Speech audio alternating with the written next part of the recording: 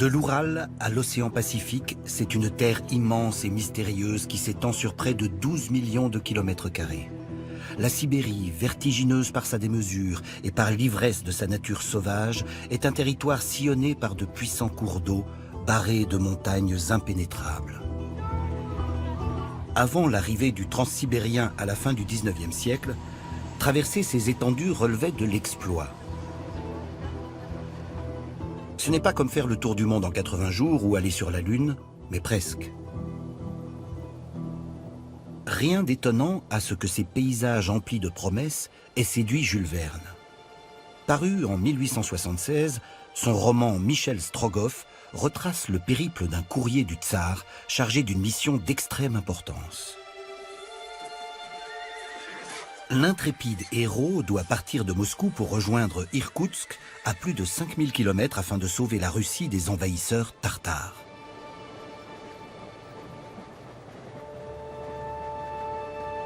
L'écrivain, qui n'a jamais mis les pieds en Russie, va raconter une aventure de Far West oriental que les Russes considèrent aujourd'hui encore comme un portrait parfait de cette terre sauvage. Nijni Novgorod, à 400 km à l'est de Moscou, est une des premières étapes du périple du courrier du tsar. Posée au confluent de l'Oka et de la Volga, cette ville abrite au XIXe siècle une foire annuelle si importante qu'elle donnera à Nijni Novgorod le surnom de porte-monnaie de la Russie. En mission secrète, Michel Strogoff arrive dans la ville sous l'identité d'un négociant sibérien. Je pense que Jules Verne était toujours attiré par des phénomènes originaux qui reflètent l'identité d'un peuple. La foire de Nijni Novgorod était l'incarnation de cet esprit russe d'entrepreneuriat. Tout ce que l'on trouve en Russie était concentré ici. Des ressources naturelles, de l'intelligence humaine et toutes sortes d'inventions, d'innovations.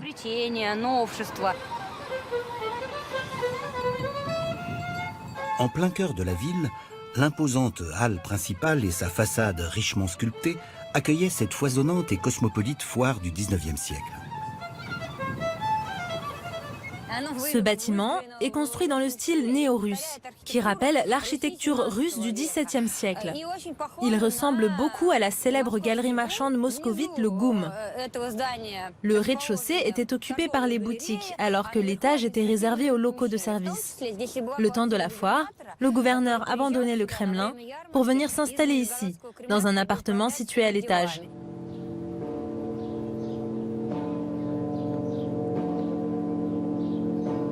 À quelques pas, se dresse la somptueuse cathédrale Saint-Alexandre Nevski, un des symboles de la ville. Elle a été construite à la fin du XIXe siècle pour commémorer la visite de l'empereur Alexandre II à la foire, ce même tsar qui charge Michel Strogoff de sa périlleuse mission. Les négociants de la foire ont décidé de collecter les fonds. Ça leur a pris 20 ans, tant le projet était complexe et difficile à réaliser. Chaque négociant devait donner 5% de ses recettes pour la construction de cette église.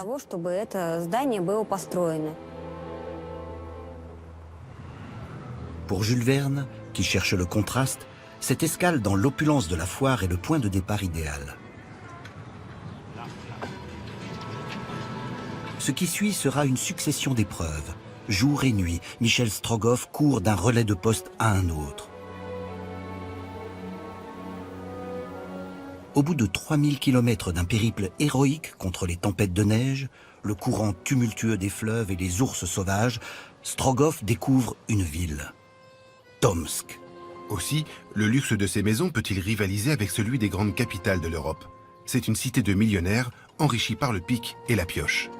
Ces grandes avenues et ces façades élaborées sont construites grâce à l'argent des exploitations d'or. Jules Verne a brossé un portrait fantastique de la ville de Tomsk que ni les Européens, ni même les habitants de la Russie européenne n'auraient pu concevoir. On imagine de la neige partout, des ours et un peuple qui boit de l'alcool pour se réchauffer. Qui pouvait penser qu'on cultivait ici des roses de Paris et des ananas dans les serres?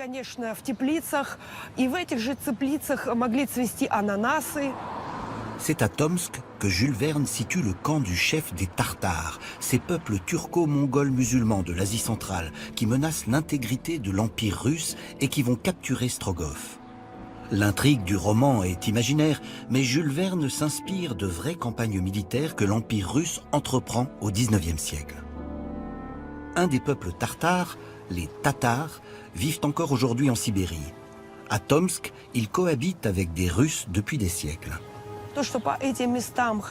Jules Verne ignorait bien évidemment que les Tatars avaient vécu ici pendant des siècles. Mais il a visé juste, en installant le camp du Khan, le chef tatar, sur l'endroit même de l'implantation des Tatars de Tomsk.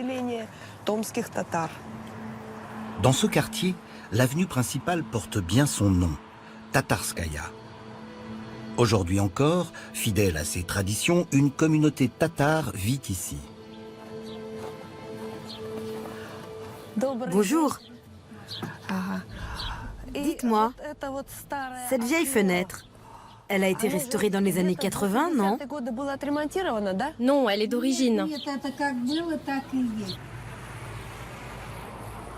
Après la colonisation russe, les Tatars quittent leur yourte et bâtissent ces magnifiques maisons en bois sculpté inspirées des isbas russes. Les maisons tatares étaient toujours décorées avec des motifs floraux, des ornements assez chargés. Là-haut, on voit les feuillages qui s'étalent tel un tapis. Les Russes, eux, choisissaient des ornements plus sobres, plus simples. Alors que les Tatars, à qui la religion interdisait de représenter des humains ou des animaux dans leur art, sculptaient de belles fleurs ou de beaux motifs géométriques.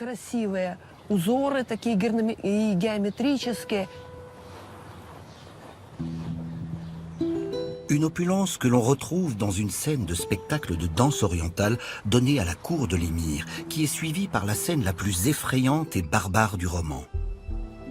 Suivant la coutume tartare, Michel Strogoff se fait brûler les yeux par une lame ardente. Le surhomme continuera sa course vers l'est, privé de sa vue.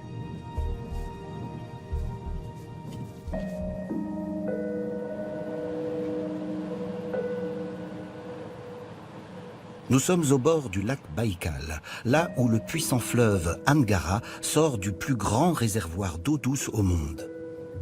C'est ici que Michel Strogoff affronte le dernier obstacle.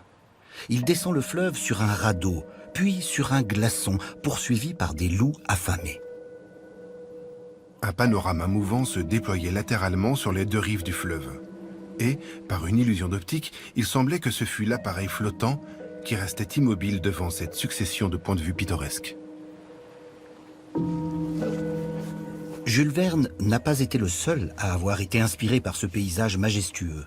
Ces éléments indomptables promettent un voyage extraordinaire à l'homme. Dans mon enfance, on a tenté de descendre l'Angara, exactement comme Michel Strogoff. Le glaçon qu'on a embarqué pour notre voyage était à peu près de cette taille. Mais il n'était pas soudé à la rive comme celui-ci. Il tanguait. Il fallait faire attention en montant dessus.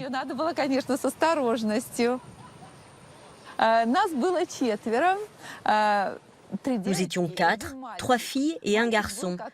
Et c'est le garçon qui a eu l'idée. C'était un intello. Il nous a demandé « Savez-vous que l'Angara se jette dans le Yenisei et que le Yenisei se jette dans l'océan Arctique ?» Puis il a dit « Vous voulez y aller ?» Nous le voulions absolument.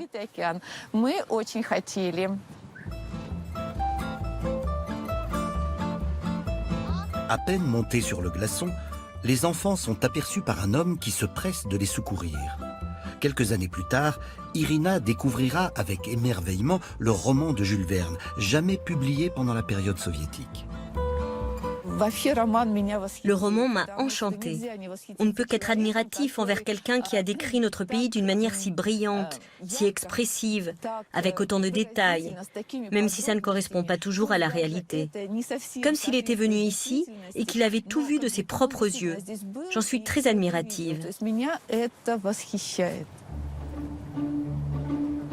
Les eaux tumultueuses de l'Angara transportent le courrier du tsar jusqu'à la capitale de la Sibérie orientale, la ravissante Irkoutsk. Située près de la frontière mongole, Irkoutsk est un vrai point de rencontre entre l'Orient et l'Occident. La ville s'est imprégnée de toutes sortes d'influences.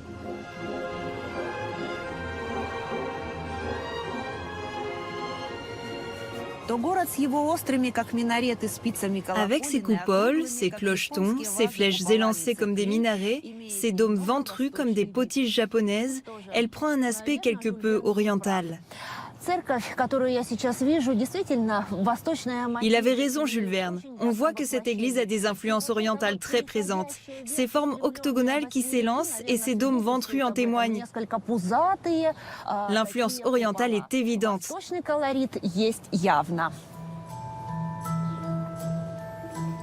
Construite au XVIIIe siècle, l'église de l'Exaltation de la Sainte Croix est un chef-d'œuvre du baroque sibérien.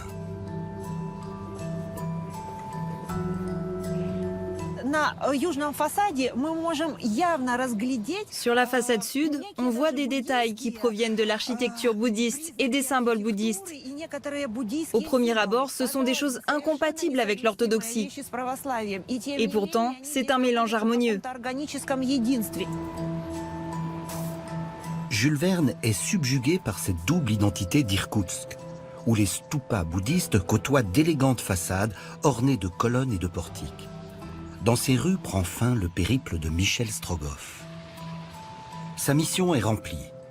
Le frère du tsar est sauvé, les envahisseurs tartares sont repoussés. La mission de Jules Verne prend fin aussi. Il nous a fait vivre avec son héros l'immense Sibérie.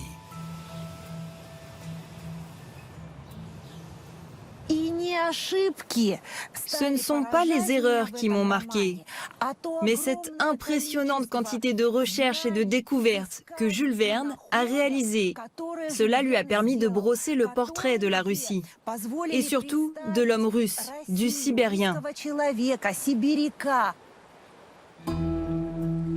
Pour plusieurs générations de lecteurs, la fresque russe, peinte à distance par l'écrivain français, est devenue une vraie encyclopédie de la vie sibérienne.